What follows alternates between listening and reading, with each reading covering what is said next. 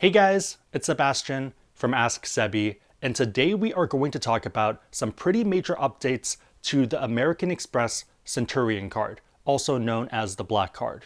Initially, I was pretty hesitant doing this video because how much value is it really going to add, but over on Instagram, people seem like they want to see it, and also, I'm generally curious how the other side lives. We think of fine dining, we think of private jets, we think of the Centurion Card, and how does this card really work, and are these changes good?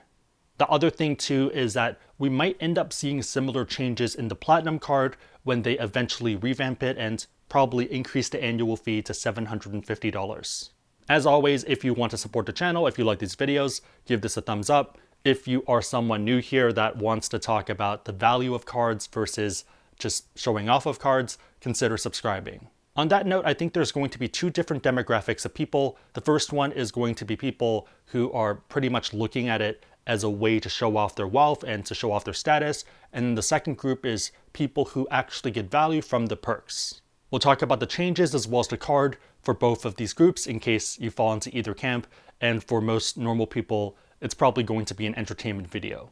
The first major change is that the initiation fee is going from $7,500 to $10,000. And yes, you did hear those numbers correctly. In other countries, there are going to be different initiation fees as well as annual fees and also benefits, so we're mostly focused on the US here.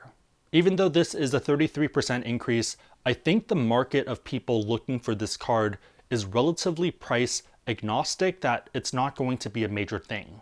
For the people looking to flex, this is probably a good thing because it might mean that there's less people who sign up into this program. And then for people looking for value, this is a bad thing because it's a higher bar to entry in order to get those benefits that you want.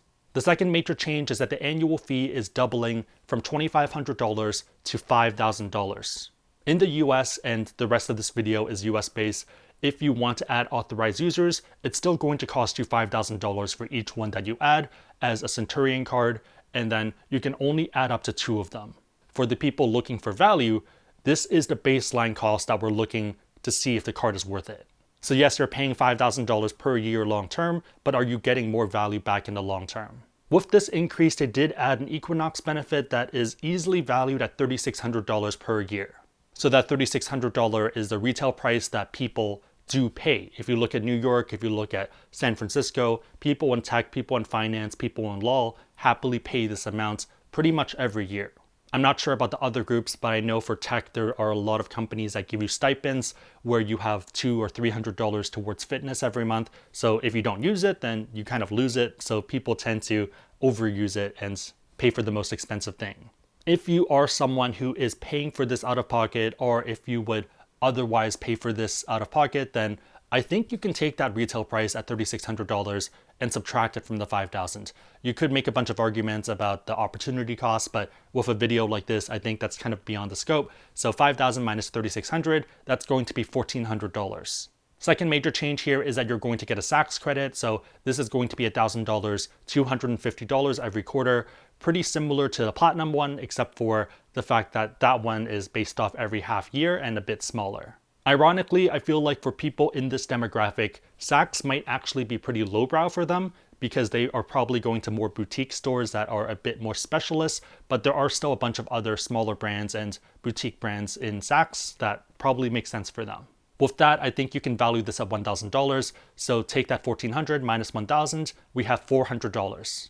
The next benefit is going to be membership at the private suite in LAX. You still do need to pay for this, so it's $2,700 per visit. And yes, $2,700.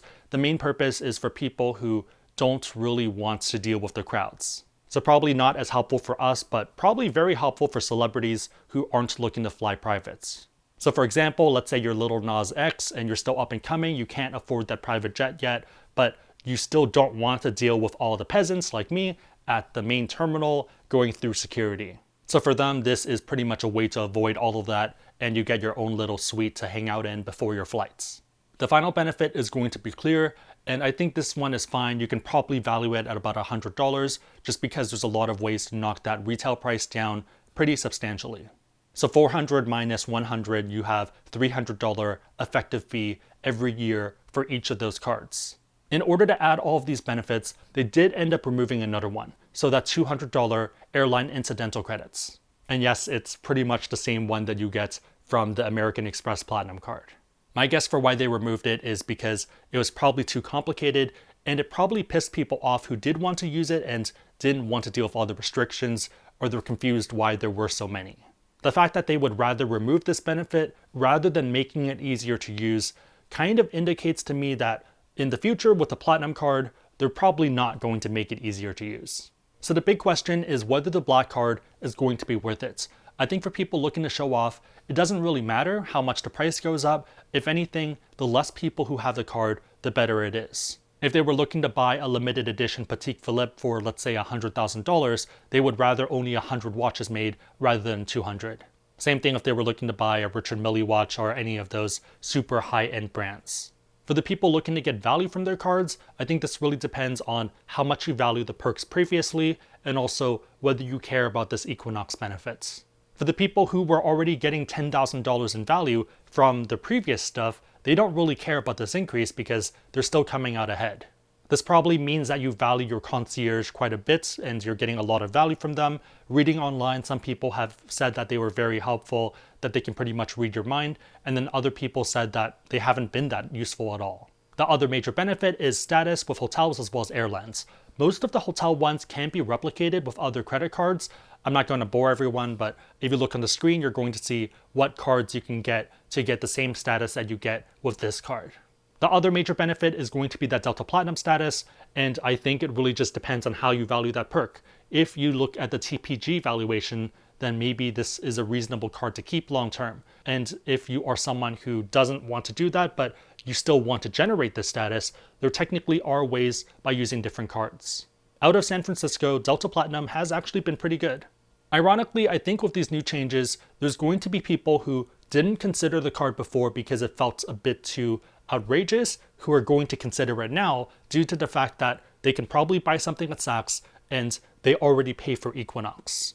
Overall, I think this is a pretty good move by American Express, and I've actually had a few people I know in real life who are founders or who do angel investing ask me how to get this card because it seems reasonable now. Initiation fee is still pretty crazy to me, but really just depends on how you value those benefits.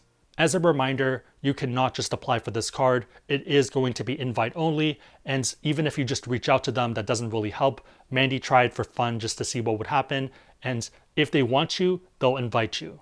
I'm not going to focus on the celebrity side because that's not that useful here, but on the spend side, if you are someone trying to get the personal card, data points online, which I'm not sure how reliable are, but data points online say that you need to spend about $500,000 per year. So spend that amount on your Platinum Card and you might get an invitation. And on the business side, you're looking at about $1 million per year. Ironically, I think on the business side, it's not that unreasonable just because there's a lot of businesses that require you to spend money in order to make money. If you're someone who runs an ad agency, it's not abnormal to spend $100,000 or $200,000 per month because you're spending your clients' money. They're giving you money and also paying you a fee in order to run ads for them. Even if you look to the flip side and you're someone who owns a bunch of different chains, you need to buy inventory to sell it. So if you run a gas station, if you run a bunch of McDonald's franchises, you probably have to buy a ton of stuff in order to sell stuff to make money. On that note, if you are someone looking to learn about the Platinum Card or the Platinum Business Card and you want to support our channel, we do have links that are on our website, AskSebby.com, or down below in the description box. Hopefully that was helpful, and let me know if you guys have any questions. My question for you guys is, what are your thoughts on these changes? What do you think might happen to the Platinum Card in the future, given the changes to the Centurion Card, or you don't think that they're related? Let me and the community know down below. If you like this video, give it a thumbs up. It really helps us out. If you know anyone else who would benefit from what we just talked about, share this with them. It'll probably help them out. But otherwise, hope you guys liked it. See you guys next time.